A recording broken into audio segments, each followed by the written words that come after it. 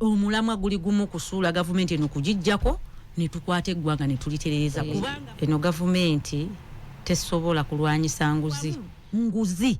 so kati lyessiga ekkulu eno gavumenti kwe yeekakatikidde bannayuganda nti ebyo bye twogera byebituufu n'abate nabo batimanyi. Kale njagala okwongera okubebaza mwenna bali ku mirimu egy'enjawulo mwebale nnyo okugikola era katubasabire mbeeko n'ekimufuna. Tuli ku programu ekitawuluzi ndi ne Honorable Alan atugonza akadde kano kennyini. Tuli ku nsonga mu nguzi kyetololera ku nguzi of course. Commissioner ba Parliament obwesige mukadde kano njagala Honorable Alan. Ensonga eno waliwo abamu ku bakaba Parliament abateeka emikono ku kiwandiiko kino kyakulembirwamu Theodore Sekikubo, Honorable we Kalungu, Joseph Semungu Gonzaga n'abalala. Wabula ate waliwo abamu agalo jijjayo mukadde ke kamu tulabawo ne bannamateeka abagenda maaso n'okusikangana ebitogi ne Honorable Sekikubo. Nteekateeka eno simanyi ngeri gigenda kuggwamu naye nkakasa nti nno omuntu omutuufu simanyi oba yataddeko omukono wabula twalabye nga ndowooza era abamukamaawo omukulu Hamson Dennis Obua nampola wa gavumenti yabagambye temwetantala ensonga eno mugitunuulire butunuulizi temuteekako omukono. Bino byonna Honorable Parliament eringa efuuse ekisaawe mubazanyira katemba. Si katemba bw'olabanga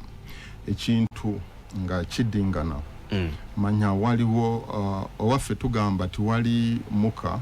oguba tali muliro si kyekyo abangi obasonga wabawo ensonga tuwabula muliro tuyina ensonga endala ziri za munda endala za bweru nga Parliament nze kino fenga Parliament abakulembeze ba Parliament abakulembeze b'ekibiina balina okutegeera kino kiina kyekyogera era bwe tuva mu kino nze nsuubira walina kubeerayo okwefumitiriza oba okureflectinga okwogera walimu ebintu tulina okwogerako tubitereeze nga tebinaba kutuukanga mu bantu eno. Nze kwogera ku nsonga y'enguzi wamu nandigambye nga mukulu omunamawulire Moses we yayogedde n'agamba president ayina will omutima gw'okulwanyisa enguzi naye ayitiriza ekisa omanyi ng'omukulembeze era byoyogera birina okubeera consistent. Gamba lifestyle audit ayigikyagambye lifestyle audit president n'agamba nedda tuleke sente zisigale wano atunulira nnyo ebintu broadly. Twina enguzi bannayuganda tugikooyi kyo kyekituufu fena tulina okukkirizamu ekyo kati wetutuukira ddala ku Parliament wano gamba ng'okusayininga nze njala kugamba sinaba kusayininga ekiwandiiko ekyo ky'okugyamu ababaka obwesige ensonga zange ziri very clear. Ate kyekyo kyenjogera gamba tuleke kwata ebintu nga tuzanya buzanyi bannayuganda tebajja kutugyamu obwesige bwe tuba kulwanyisa nguzi tulwanyise enguzi. Waliwo ebintu bingi ebibaddewo bye tugeza okuyisa wansi ne tubibikabika. Twakava kusindika ekizungirizi mu bbanga kituuseewa twakava ono mukazi w'erubowa million 15 za dola atuuseewa n'ebirala vaccine billion 5 kati nze nenzira mu kusayiningira billion 2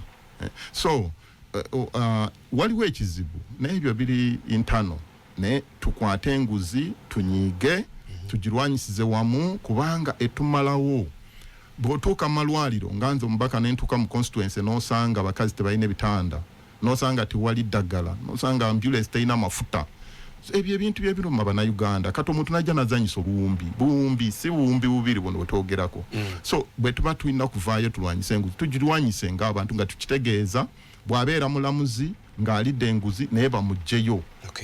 bamusibe babeera mu Parliament basibe naye gamba kati kijja kutuuka buli omu agambe naye nfaaki ndaba negundi bamuleka ki kati kino kyogamba ngo yayita mu budget oba tiyayita eyo si point ekikulu kiri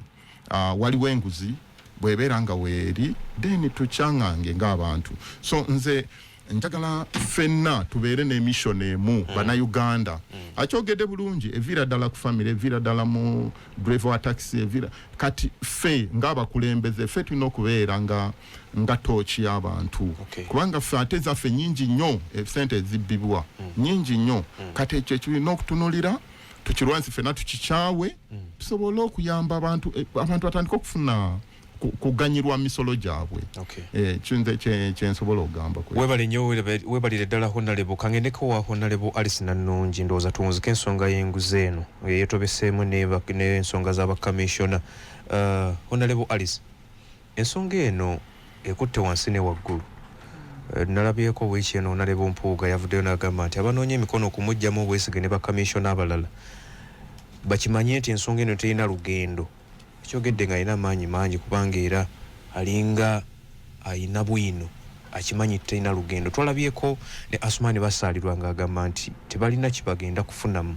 ensonga terina nawujja kuyita kugenda kufula ya Parliament badde balina kukomekeza olunaku lwaggulo naye bongezaayo bino byonna bwe bigattagatta n'omukulu byakunnyonnyodde sente baaziyisa tebaaziyisa neyanziza ssebo naye ate kati kyotaddemu amannya g'abantu nakyo kirala kyewuunyisaamu naye ntaddemu abeetooloolerwako ensonga omukyala nambuuzi mabega wayina ku radio emu kwe yabadde n'agamba nti tulina ku layini kwe twayimiriranga nga tukasuka amayinja sayidi eri fena nga tuyimiridde wamu amayinja tugolekeza beenaale mwe musibye enguzi wano mwe mubba abantu mwe mukola biki nga amayinja fena tugakasuka eri naye kati bw'osanga yali ayimiridde ku layini emu ne banne ku nsonga y'enguzi ng'ejjinja olikasuka eri nga kati gwoga tebirina gye biraga n'okikkaliriza nti kyonna kye bakola tekirina kye kigenda kukyusa kigenda kukomaawo eni bannayuganda tubasaasire ng'abantu ebbanga lyonna obadde oyimiridde ku layini okasuka kimu naawe nga naawe osinziire eno n'okasuka eri amayinja n'ogamba nti bwe tugamba kubuulibwa enguzi faya bwe tugamba ku bumenyi bw'amateeka faya bwe tugamba ku kityobola ddembe lya buntu faya kati ng'ate weesanze nti eri gye bakasuka amayinja gy'oli kati ekyo kiba kitwewuunyisa ku bantu abamu nti oli naawulirira ddala nga nti tekirina gye kiraga ekyo banange tukkirize nti buno bubbi bwa ddala bwankuna era Honorable Alan mwebazize enteesa ye gy'ateesezaamu endaba ye y'ebintu bya njawulo era neewuunya mukulu Kagogono yaŋŋamba oli weenaale mutongo gwe mu kibiina alina ensonga era lwaki tanaguteekako akugambye nti bali mu biliyoni 5 basituka kati ye alabanga ye bw'abiweeyinza agamba nti owebbiri nti mayina yalinga agamba nti owebbiri mayina just awulira bulumi nti yali badde nti yes tuli kyekiri kyetugamba nti tuli mu kugoba owebbiri yes weeziri lwakuba nti yonna nguzi naye y'obulumi bwe businzidde nti waliyo abasitukira mu 5 mu biliyoni 5 mu biliyoni zimeka kati zine bbiri n'alabanga it is a wastage of time but he admits nti erichi iti nguzi corruption so kati tekitegeeza nti ffe nga abakkiriza tugamba nti emisango gyonna mu maaso ga Katonda olutiba kwe baba bakutadde jenkana oba wabaka koko oba wakwata mukabandi oba mwana w'essomero jenkana mu maaso ga Katonda biliyoni 2 nguzi bana basitukira mu 5 nguzi ekyomukisa ekyenjawulo ekiriwo nti bannayuganda kino eky'ebbiri abantu baakiraba mangu President wa Robert Kyagulanyi Ssentamu yakirabuukirira mangu ne evidence weeziri ez'enjawulo nkuba abantu bano baasooka banaye bwemutunulya ebintu bino mwami Mugalula akimanyi bulungi debate eno gye yatandikira erudde ndooza kuvanga mu Febu oba mu Febu awo ebyatandikira exhibition we yabeererawo naye okuva lwe byatandika ensonga zino abantu batandika bagamba bakyegaanira ddala nti tekyapeningangako tebasayiningako sente tezibaweebwangako abantu ne babalumiriza nti sente mwaziweebwa omukulu omwoyo gwogere n'agenda ku rediyo emu n'agamba nti nze sizifunanga nakuzifuna zikyali mu biwandiiko naye bwe zinajja olwo tusenvula ku debate gye yatandikira teziriiyo teziweebwanga kwasookwa kwegaanibwa ne tuva mu kwegaana abantu ne bajja nga baadimitinga nti nze ne bwe ziba zaaweebwa nze sizirabanga zikyali mu biwandiiko naye nzirinze bwe zinaaba zigabwa nzeetaaga ne tumanya nti kati bali mu acceptance ki period kati batandise okukkiriza nti enguzi weeri sente zaabaweebwa bakyalinako obuwaayiro bwe bateekako obuwakati bwa tezinnabawebwa ne batandika teziri mu mateeka nti zaayisibwa mu mateeka commission ye yaziyisa commission erina obuyinza biki eyo debate yatambula almost mwezi nga mulamba nga balaga nti kyebakola abannaabwe ne babagamba nti sente yonna okuyita August House must authorize ye parliament ne batondika ne bagamba nti kati nakakalipo katulya kubanga tetuyina mandate we make recommendation to the parliament tetuyina mandate mala ne tugamba nti eno ekyo kisiringiddwa it is a final resolution nedda ayamanya nti awo batulina ne bagenda nga baadijustinga kati up to now wetusanze nga basiniikinze omuntu asobola okubba sente obuwumbi bubiri akapapula akamulema kati okasiniikinga okateekamu ababaka bakugambye bakugambye nti leta nawe ekiwandiiko ekitambulo kiraba ne figures tulina neze twakansolinseko nga ffe tugamba akawumbi kamu obukadde 7 ng'ototolinga yabadde 4 point oba ngazigwa mu yabadde 3.400 oba zabadde tezitaringa na kitufu kyetwogerako kati sokoleke malirize bwe twavuddeeyo ne tutambula kati ne batandika okumanya omuntu asobola okukukusa biliyoni 2.5 n'okweyongerayo n'ogwo omutima omumalirivu n'ogubbanga kati kyogamba nti kino kirema buli mubaka avaayo buli mubaka avaayo akugamba muhansa ebyo bicupuli nawe biri mu kutamba buli mubaka avaayo akugamba tebiri mu Hansard fete tuyinawo twali tubiteeseza kuba buli ekiteesebwa mu parliament buli ekijja ku floor jo wabaddewo akasimo kato ne jono baka debate nze ne mwogezi wa parliament Chris Obule yavaayo n'agamba nti sente zino baziyisa parliament yaziyisa no mwogezi yalirinde kyoba omanya nti kati naye ayina zikabala ayina kyalimu kati nayo jja musanga bonogenda okuvunyula ebintu bino wabaawo nkwatiraako tonvaamu kuba n'abantu kyovola abantu omukulu ne bayaddaayogera yagambye nti obubbi butambulira eno ono najja ne bamutemera ne bamuteerayo etterekekkerya kati bw'abanga essaawa eno yesigwe tebannamukwatako tasobola butadifendinga bano buno bubbi bwankukunala omuntu asobola okwekoba n'okulya ssente y'omulwadde wa mukenenya tomulimba nti akapapulopapula kasobola ababaka bonna bavuddeyo ne bakugamba nti leeta Hansard za parliament kwe kubeera ebiteeseddwa leeta Hansard yes tewaliiwo we agree abamu tebaaliwo nedda kiri bwe kiti tugamba tugamba waliwo abataaliwo naye ebiteesebwa birina ku likodi kwe bisigala leeta Hansard za parliament nga kino kyogerwako buno eno nguzi yeeyogerwako bassebo ne bannyabo bana abaddanga ku layini twabeeranga nga tugirwanyisa muleme kusala kudda eri gye tukasuka amayinja mukomeewo muyimirire ku ludda lwa bannayuganda muleme kwewunza enensonga yasimba ekwatira ddala ku muntu w'omusolo Honorable webale nnyo webalire ddala wabula kenjagala okusembyawo Honorable Mpuuga yagambye yakoze statement n'agamba nti abali mu kukuŋŋaanya abawumyemu omutwe ng'ayogera ku Honorable Theodore Sekikubo Honorable Joseph Sewungu Gonzaga nti balina nsonga ndala ey'obuntu yebalwanya kino kirimu ensonga y'obuntu nanti kyekiri kyenkugaa nti omuntu eyayimiriranga ku ludda yewe yayimirirangayo yabanga n'ensonga z'obuntu eyayimiriranga ku layini kwe tukasukira amayinja n'ogaba bali babbi bw'okwata ejjinja n'olikasuka mu ggana ly'embwa gy'olaba odduka eŋŋaŋala gye balikubye kati bw'ovaamu nga naawe otandise okugenda ng'oŋŋaŋala eyabeeranga positive ku nsonga z'abantu embwa gye baba bakubye ejjinja mu ggana okitegedde olwo oluganda lulinga oluwanvu naye lwe luganda nti bwe lubeera ggana ly'embwa nga liri wali omwana n'akwata ejjinja n'alikasuka mwe pa kati eyo gwe tosobola kumanya eriwo ejjinja gye likubye edduka egenda ekaaba eŋŋaŋala omanya ejjinja gye likubye webali nnyo webalire ddala era njagala tuwunzika ensonga eno mugalula nalabye Honorable Minister ono gubajjamu obwesiga era mu parliament so naye yasayiniza erinnya linvudde mu mutwe yagambye nti Pasis Namuganza yagambye nti bwe baali bagenda okumugyamu obwesige kuba minisita tewali kigambo kyonna kyayogerwa kuva mu bakama aba NRM nti aba NRM tewali n'omu gwe baagaana era be bamu ku baali bakulembeddemu olwaleero bw'olaba nga aba NRM bakugirwa kuteeka omukono ku kiwandiiko kino kiba kiraga ki? Enjawulo weeri ate nene nnyo wenga wamawulire kyona badde okitegeera. Ensonga ya Pacis Namuganza yaliko obujulizi.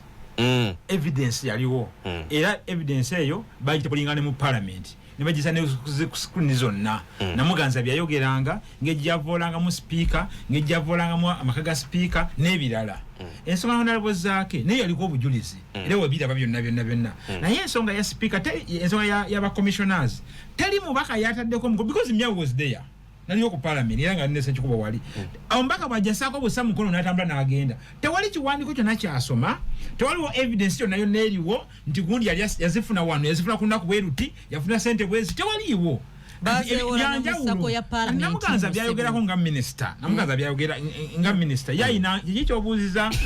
mwanyinaze Alice nti bana basayininga basayiningisa Lwange. Era singa ogenda mubaka ku mubaka, singa ofuna lisi y'abaka abasayininze. Balina ebizibu byabwe birala. Mubaka ku mubaka. Kina Namuganza de open nakubuulira. Walaba gundi ng'agamba tutamaguza soka n'agamba sijja bissaako mukono gwe sekikubo sikwesiga. Naye nzizako bantadde Namboza agambye nze ng'omuntu mbadde sikyagala. Naye abantu bange bantaddeko akazito. So olaba nti abasaako emikono tebali genuine. Yagambye Honorable Namboze nti nabadde ninde eddoboozi kuba jjukira bakiikirira abantu omubaka oba okiikirira yabadde alinda eddoboozi lyabe mukono bagamba ki nange mu wano ng'ayogera ntinadde saagala naye abantu b'emukono bansabye mbaka omusewungu kansokemba we Namboze ono ng'ayogera ku nsonga eno kubanga njagala tuveewo nga tutaguludde ensonga zonna saagala embeera omu ku basembyeyo okusaako omukono tekize lwakabenje kintwalidde obudde nga neebuuza ku bantu mateno nagiwulirako katono nga tuli ewaffe mu NUP mu meeting ey'omunda kakati bw'otunuulira etteeka lyaffe luulu 1010 egamba ensonga eno bw'ejja wabeerawo n'akakiiko omuntu n'agenda neyeewozaako n'aleeta ne looya ne palamenti n'etuula n'ekiteesaako n'ekubaganya ebirowoozo n'oluvannyuma kale eddoboozi panvu saagadde ddemalayo anti liwedde naye Namboza tumubuuze oli w'amawulire yakubye wa consultative meeting neyeebuuza ku bantu saagirabye kyekugambye ababaka bano abaataddeko akabadde avanju ku nju yawa atuuliriza muzikiriza ensonga eno ngikumi wange nti ababaka bonna abasayininze bw'obagoberera buli omu alina ensonga ye Namboze amanyi nti ali mu kubaza kifo kya mpuga ekya vice president wa NUP mu Buganda kyobulanga yerekana yatukana okukwata amakulu n'agatwala ewa Kyagulanyi n'akwata embuzi n'akwata ettoke naye amakulu agagenda wa Kabaka wokka Namboze asaba Kyagulanyi obukadde 10 ogenda ekyano mu kampeyingira n'agamba ezikampeyingira baamaca n'okubula amazima n'akwata embuzi sewungu akagule mu sewungu ennaku Kyagulanyi kokasi ya NUP y'ababaka ba parliament ne bagenda ababaka 28 naye sewungu yafukamira nekutaga n'agamba sebo wekiba Kyagulanyi mukama wange sebo ndabiranga ddala nze mpuuga ngenda mulwanyisa njogeranga munnamawulire gye biri ku record ngenda kulwanyisa mpuuga yannyimba obwa minisita naye senyunya mpadde kati buli yataddeko omukono ayina bigendererwa bibira naye bakimanyi etteeka sente baziisa sente ziri mu budget naye kiraga incompetence y'ababaka baffe bano ababaka biragana kweta kiteeso natubagobe mu parliament where were they that very day nga budget eyisibwa nga n'ekiteeso kino mweti mu budget oba Honorable Alice agambye nti byeyiwandiiko bakitadde mu buteesi abaka bafuna kopi za budget yesenyunya atuwe page eyo nyininyini eyogerwako senyunya alina budget atuwe page eyo eyogerwako tekiriiko Honorable Atugonza katumale kawunzike enteekateeka endegenda maaso ku parliament omukulu Peterson saakuleka munnamawulire Moses atambule n'ekintu ayitewo n'ekintu nga kino nga sikikauntarinze gamba ngo babaka bali incompetent bali incompetent basaana gobwa mu parliament ababaka okozesa ekigambo tebasoma bikinedda rate nze nabagambye kyekimpa n'okwogera bitono manyi bintu bimu biri byaffe yakwogera munda byokwetereza munda mu rules of procedures zaffe nga bwe tuyisa ebintu nga bino nze naali mu parliament up to a certain time nenfulumamu gamba budget yatambula mpaka kiro kutuuka nga bintu bingi nga tebikoleddwa Nicole Gender basoko jina ababaka balala basayininga lunaku olwo ekitali kituufu so twina procedural issues twina ngaffe twina kwetereza munda so tosaa kunenya mubaka ngo mubaka tiyasoma kino ngo wadde mubaka document mu dakika 5 neeyita eyo document budget si kintu kitono eyo process it is statutory kiri kintu kirina okufumitirizibwa nnyo n'okusomebwa so ebyo ebirala saagala bigenda mu nnyo oba kyalimu tekyalimu ebyo byaffe waliwo nange document gyendaba siri ku budget committee naye ng'omubaka n'ali mu whole house gamba mukulu leka kusalira ababaka omusango bwe gutyo soko linde soko tegeere soko waba baka obudde buli muntu akuddemu ekimuleetera okukola oba okuwakanya kyalimu oba tekyalimu ziri gamba ekyogamba buli mwaka alina kiki ekyasayiningira omanyi nze nakigaana kuva entandikwa gamba tuleke character assassinatinga abantu ekintu kyaleese omuntu naleeta ekintu gwe nogamba oyo Moses kubanga luli yakola bwati yayombako nono muntu no tunulira ensonga nga tunaba character assassinatinga muntu tulina okwogera ku nsonga ntuufu sekikubo bwati oba saropendi bwati no ekyo si kituufu tunulira ensonga oba ntuufu oba si kituufu toyanza ege muzikirize lulike ebitaka sinza kugamba katosobola kubanga esaawa eno you can choose no complaining kwaba abakulabisa ebituufu exhibition yebaddewo wano emabega ku exfena tubadde tugigoberera eya corruption president yagamba nti boogera birala bagenda abazungu boogera birala anti yagamba bafunisa sente ebirala biki byeboogera ku gavumenti yesi bituufu ate kitali kituufu bumenyi bw'amateeka nti bwe butali butuufu ekityobola ddembe ly'obuntu kyekitali kituufu enguzi efumbekedde mu ggwanga yeetali ntuufu obuwambe bw'ebitongole bya gavumenti yeetali ntuufu kiki ekitali kituufu kye boogerako kiki kye twogerako in fact ate sina bweru w'eggwanga unanda wano munda era nakati ntudde wano ku radio eno era bye ndi mu kukkaatiriza nti ebyo bye twogera byebituufu n'abate nabo bakimanyi naye olw'okuba nkugambye nti lino ttabi lyabwe erimu kulitambuza eggwanga kwe batambuliza eggwanga tebasobola dditema they can't ne president agamba nti abantu ne banagenda ebweru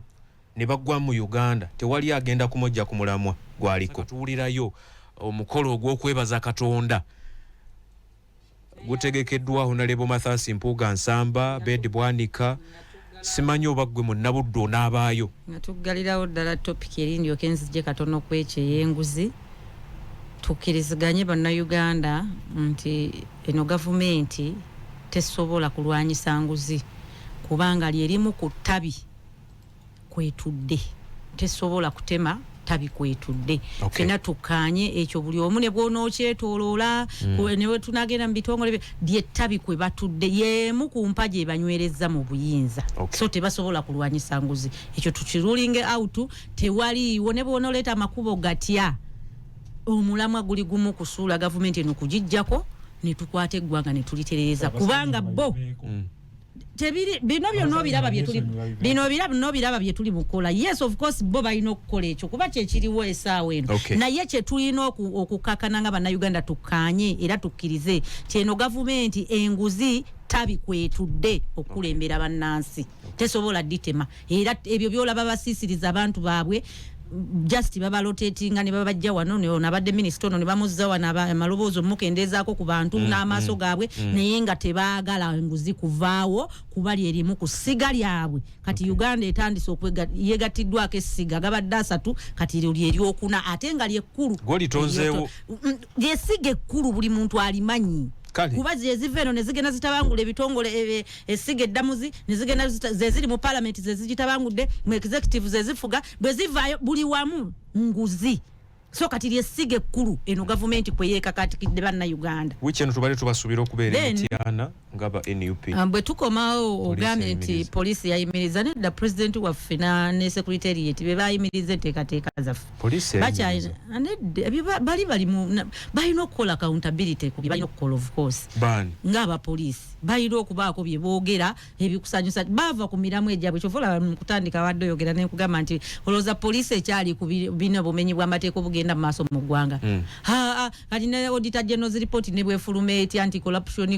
nga bwe mubiyimba tebayinza bigendako mu maaso kuba abakulu ababatwala abawamba ekitongole kya polisi tebakibagamba kikola bo babagamba munoonya NUP olukiiko lwabwe luli luddawa bazzaako ki muvu zaabwe ziri wakati ebyo byebiriwo ebitongole byonna biwambe kati ebyo byonna bye bakeera ne bagamba mbu enkiiko zaayimiriziddwa tukyetegereza abafudde bantu bameka abazze bafa mu struggle ate ffe tulowooza nti era mu obwo obukuubagano baba banoonya na buwenda bwe batugaanira ng'ekibiina ekyewandiisa amateeka okukola emirimu gyaffe nti bo bennyini abo kuba n'abantu be boogerako bo be babamanyi ffe tetumanyi na gye baava tebaali baffe tebaali ku ttiimu zaffe bo bennyini abo bajja ne bapulantinga n'abantu baabwe mu ngendo zaffe